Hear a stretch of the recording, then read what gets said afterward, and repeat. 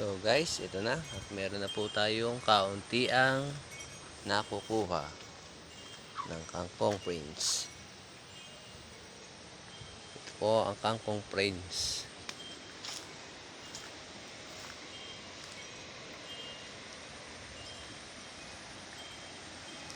At rin naman po ang bahay ni Kajun. At ang kanyang fish pan. Ayan po ang kanyang fish pan.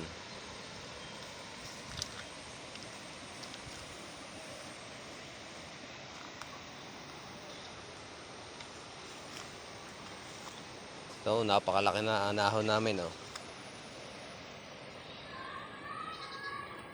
Pag ito po ay lumawak, ay nako. Sagana na naman sa kangkong. At meron pa po tayo ng kangkungan doon. Ito po. Mga bagong tanim. Ayan po mga kangkungan ko mga tinanim. Mga madadalang pa po eh.